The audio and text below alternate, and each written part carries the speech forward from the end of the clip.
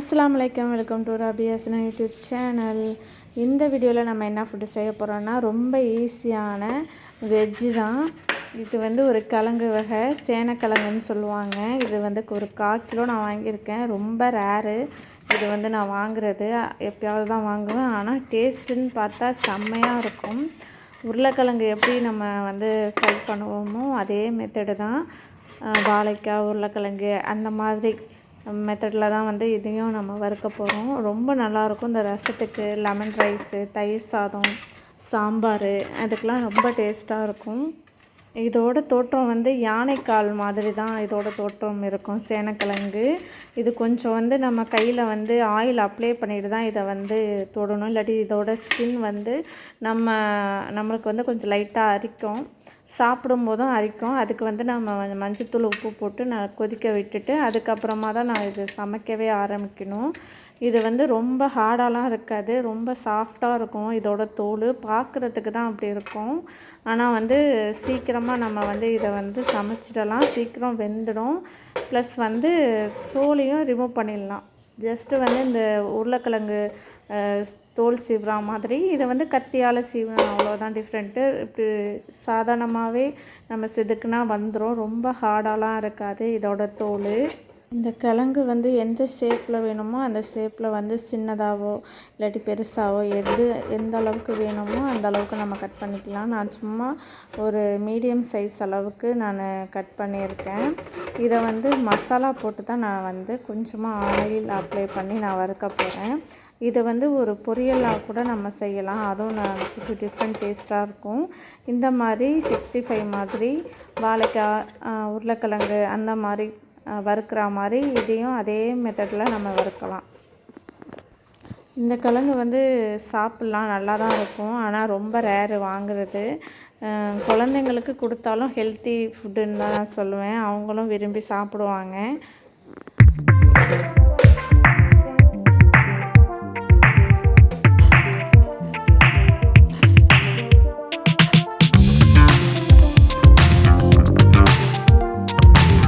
இப்போ பார்த்திங்கன்னா ஃபுல்லாக நான் கட் பண்ணிட்டேன். இதுக்கப்புறம் வெந்நீரை கொதிக்க வச்சு அதில் ஒரு 1/2 ஸ்பூன் உப்பு, 1/2 ஸ்பூன் மஞ்சத்தூள் போட்டு நம்ம ஒரு 5 மினிட்ஸ் கொதிக்க வச்சுக்கலாம். ரொம்ப வேணாம், சும்மா அந்த அரிப்பு, அந்த ஒரு மாதிரி ஒரு ஸ்கின் இருக்கும் இல்லையா, அதுக்காக மட்டும்தான் இந்த ப்ராசஸ்ஸு. இது இருந்தால் நம்ம சாப்பிடும்போது நம்மளுக்கு அந்த அரிப்பு தன்மை இருக்காது. சும்மா ஒரு லைட்டாக ஒரு 2 கொதி விட்டால் போதும். அதுக்கப்புறம் அடுப்பை ஆஃப் பண்ணிவிட்டு நம்ம வடிகட்டி எடுத்துடலாம் தனியாக அந்த கிழங்க. இதுக்கு என்னென்ன மசாலா நான் சேர்த்துருக்கேன்னா, ஜீரகத்தூள் 1 ஸ்பூன், மஞ்சத்தூள் 1/2 ஸ்பூன், மிளகாய்த்தூள் 2 ஸ்பூன் சேர்த்துருக்கேன். தேவையான உப்பு, கலர் பவுடர் ஆப்ஷன் தான், தேவைப்பட்டால் சேர்த்துக்கலாம். எண்ணெய் ஊற்றி கொஞ்சம் நல்லா பிரட்டிடலாம் அந்த மசாலாவை. ஆல்ரெடி வேக வச்சுருந்தோம் இல்லையா, ரொம்ப வேக வைக்கக்கூடாது. ஒரு 5 மினிட்ஸ் தான், அந்த கொதிக்கிற 2 கொதி விட்டாலே போதும். அந்த கிழங்கை இந்த மசாலாவோட நல்லா பரட்டிடலாம்.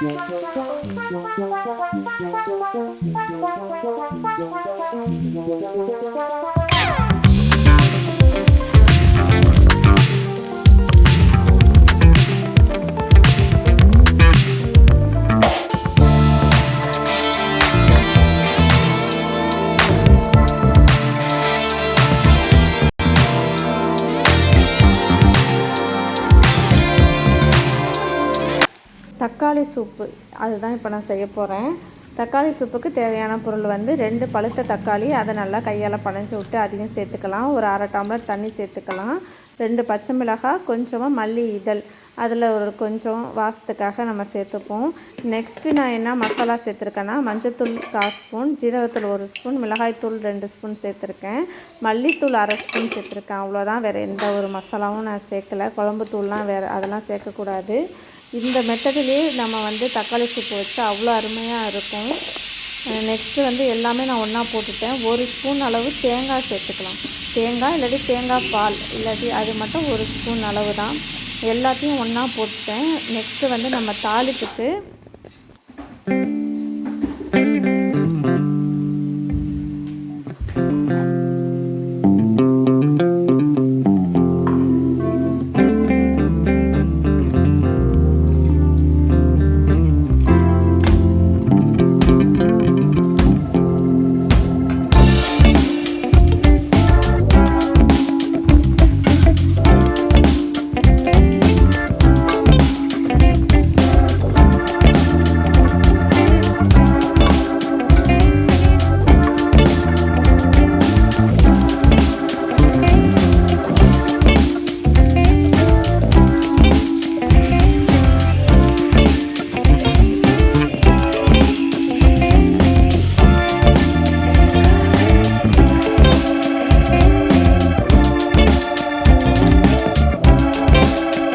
ஸ்பூன் ஆயிலு, 1 ஸ்பூன் வந்து நெய் சேர்த்துருக்கேன்.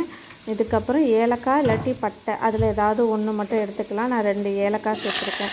சின்ன சின்னதாக நறுக்குன்னு அரை சைஸ் வெங்காயம், பல்லாரி வெங்காயம், அதையும் நம்ம இது கூட சேர்த்துடலாம். வெங்காயம் நல்லா வறுப்பட்டோன்னே மிளகாய்த்தூள் வந்து 1 ஸ்பூன் சேர்த்துருக்கேன். ஆல்ரெடி நான் வந்து குழம்பு சூப்புக்கு வந்து 2 ஸ்பூன் அதிலே மிக்ஸ் பண்ணிட்டேன். இதில் 1 ஸ்பூன் மட்டும் மிளகாய்த்தூள் வந்து சேர்த்து கலரை ஊற்றிக்கலாம். நெக்ஸ்ட்டு பார்த்திங்கன்னா இஞ்சி பூண்டு பேஸ்ட்டு, அதுலேயும் ஒரு அரை ஸ்பூன் தான் சேர்த்துருக்கேன். அதையும் நல்லா வெங்காயத்தோடு மிக்ஸ் பண்ணிக்கலாம். இந்த வெங்காயம், இஞ்சி பூண்டு, மிளகாய்த்தூள் எல்லாம் ஒரு 5 மினிட்ஸ் நல்லா வேகட்டும். வெந்ததுக்கப்புறமா நம்ம ஆல்ரெடி கிளறி வச்சுருக்கோம் இல்லையா, அந்த சூப்பு, தக்காளி, தேங்காய் மசாலா, அதை வந்து இது கூட நம்ம சேர்த்துடலாம். சேர்த்து ஒரு 5 மினிட்ஸ் நல்லா கொதி வந்ததுக்கப்புறமா தேவையான அளவு உப்பு சேர்த்து ஸ்டவ் ஆஃப் பண்ணிடலாம். அவ்வளோதாங்க, சூப்பு ரெடி ஆகிடுச்சு. இது வந்து ரொம்ப அருமையாக இருக்கும் சாதத்து கூட சாப்பிட்றதுக்கு. நீங்களும் இந்த மாதிரி வீட்டில் ட்ரை பண்ணி பாருங்கள்.